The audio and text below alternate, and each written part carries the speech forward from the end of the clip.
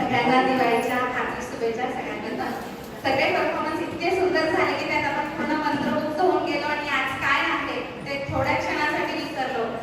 आजचा कोणता सण आहे दिवाळीमधला? Very good. पुढचा प्रश्न हाच होता की पाडव्याला आपण अजून काय म्हणतो? Very good. बलिप्रतिपदा असंही म्हणतो. तर आजच्या दिवसाचं महत्त्व म्हणजे आज प्रभू श्रीरामांचा राज्याभिषेक झाला होता. काय झाला होता? राज्याभिषेक. पहिली गोष्ट. दुसरी गोष्ट काय आहे? आजच्या दिवसात भगवान शंकराला पार्वतीने युद्ध खेळात हरवले होते. कोणत्या खेळात हरवले होते? युद्ध खेळात हरवले होते, म्हणून त्याला युद्ध प्रतिपदा असंही म्हणतात. काय म्हणतात? युद्ध प्रतिपदा असंही म्हणतात. आणि अजून एक आहे की भगवान विष्णू आणि गोवर्धन पर्वत याची पण गोष्ट आहे. गोवर्धन पर्वत जो आहे आज उचलला होता. तिसरी आणि नंतरची एक आहे ती म्हणजे सगळ्यात महत्त्वाची एक पौराणिक कथा आहे आजच्या दिवसाची. ती खूप कमी लोकांना माहिती आहे. ती म्हणजे बलिराजा आणि वामन ऋषी यांची. माहिती आहे? काय ना माहिती असेल, काय ना नसेल माहिती. तीच कहाणी आम्ही थोडी स्टोरी फॉर्म मध्ये नाट्य स्वरूपात सादर करणार आहोत. तर त्या नाट्यामध्ये बलिराजाची जी भूमिका आहे त्या बलिराजाच्या भूमिकेत आहे अधिराज आणि वामन ऋषीच्या भूमिकेत आहे त्याचे पप्पा. ओके. बलिराजा कोण आहे? आणि वामन ऋषी कोण आहे? हा. तर वामन ऋषी कोण होते? भगवान विष्णूंचा 5वा अवतार आहे. वामन ऋषी कोण आहे? विष्णूंचा 5वा अवतार. भगवान पृथ्वीवर केव्हा केव्हा येतात? जेव्हा अधर्म वाढतो, अधर्माचा नाश करायचा असतो, त्यावेळेला भगवान पृथ्वीवरती येतात आणि अधर्माचा नाश होतो. त्याच पद्धतीने भगवान विष्णूचा 5वा अवतार पृथ्वी तलावरती आला होता. तर ह्या स्टोरीचं थोडं बॅकग्राऊंड मी तुम्हाला सांगते. तर त्याच्यामध्ये भक्त प्रल्हाद सगळ्यांना माहिती आहे? भक्त प्रल्हादाची कहाणी कशाशी रिलेटेड आहे? कोणत्या सणाशी रिलेटेड आहे? होळी. बरोबर. तर भक्त प्रल्हादाचा मुलगा होता विरोचन. काय नाव होतं त्याच्या मुलाचं? विरोचन. आणि विरोचनचा मुलगा होता बळी. कोण होता?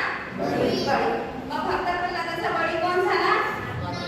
नातू. बरोबर. कारण इंग्लिशमध्ये पण काय म्हणतो नातूला? ग्रँडसन. तर भक्त प्रल्हादाचा बळी हा कोण आहे? नातू आहे. त्यालाच आपण म्हणतो बळीराजा. तर हा बळीराजा. आता भक्त प्रल्हादाचं मूळ कोणतं असेल? असुर की दैवी? Very good. असुर कुळातला होता, पण तरी पण तो कसा होता? चांगला होता. तसाच हा बळीराजा पण मग कुठल्या कुळातला असेल? असुर. Very good. भरपूर स्टोरी माहिती आहे म्हणजे तुम्हाला, पण तरी थोडीशी आपण बघत म्हणजे बळीराजा असुर कुळातला होता, पण मग तो वाईट असायला की चांगला? वाईट असला म्हणजे तो चांगला होता. की बळीराजा हा खूप उत्कृष्ट राजा होता. त्याच्या काळातली जी प्रजा होती ती खूप सुखी होती. शेतकऱ्यांना सुखीचे दिवस होते, धनधान्यामध्ये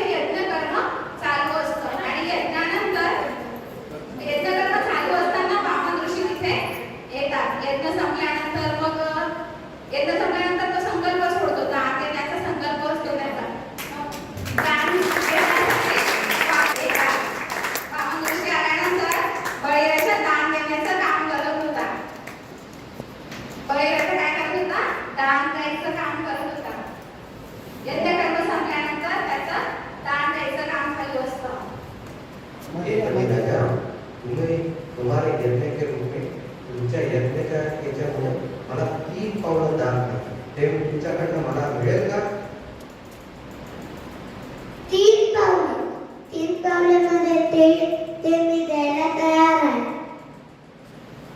पण 3 पावले दान त्याने मागितलेलं असतात. तर 3 पावले म्हणजे कुठले दान असतात ते आपण बघूया. भगवान विष्णू आहेत, त्यांचे 3 पावले तर काही छोटे नसतील. मग ते 3 पावलं कुठे कुठे ठेवतात ते आपण बघूया.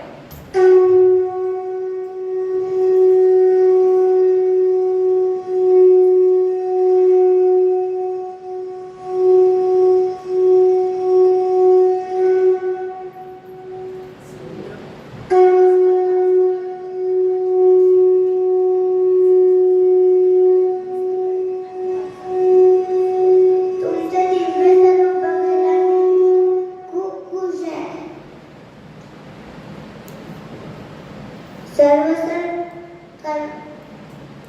अर्पण करायला मी तयार आहे. हे बलिराजा, मी 3 पावलांमध्ये पहिलं पाऊल माझं पृथ्वीवरती ठेवलंय, दुसरं पाऊल स्वर्गावरती म्हणजे पूर्ण ब्रह्मावरती ठेवलंय.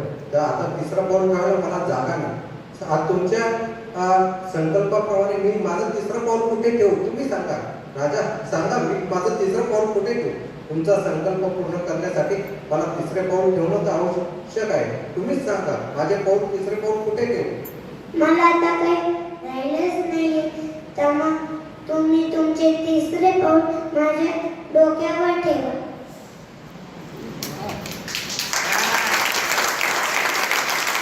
त्यानंतर ज्यावेळेला बळीराजाच्या मस्तकावर तिसरं पाऊल ठेवलं जातं त्यावेळेला बळीराजा पाताळ लोकात जातो. पाताळ लोक म्हणजे जमिनीखाली तो निघून जातो आणि त्याला मग वामन ऋषी एक आशीर्वादही देतात आणि आशीर्वाद स्वरूपात पाताळ लोकचं राज्यही देतात आणि आशीर्वादही देतात. तो काय देतात ते बघू. प्रभू, हे बलिराजा, तुझं जे पृथ्वीवरचं कार्य होतं ते खूप सांगण्याजोगं होतं. तुझ्या कार्यामध्ये सगळी शेतकरी जनता सगळे खुश होते. सगळं काही व्यवस्थित होतं. तुझं ऐश्वर्य, तुझी दानशूरता सगळं पाहून मी खूप खुश आहे.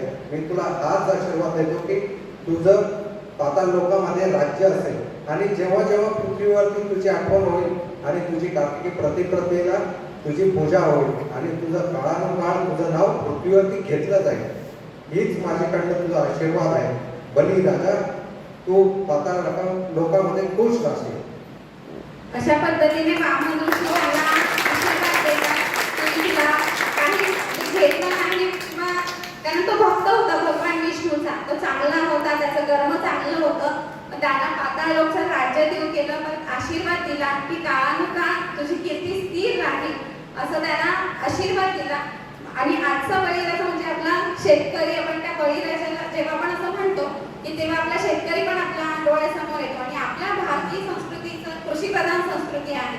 जेव्हा शेतकरी जर सुगीचे दिवस त्यांना असतील तरच आपल्या भारताची जी संस्कृती स्ट्रॉंग असेल. म्हणून बळीराजाची पण आपण पूजा करतो आणि त्याच्या पाठीमागे एक पौराणिक कथा पण आहे. आणि म्हणूनच आपण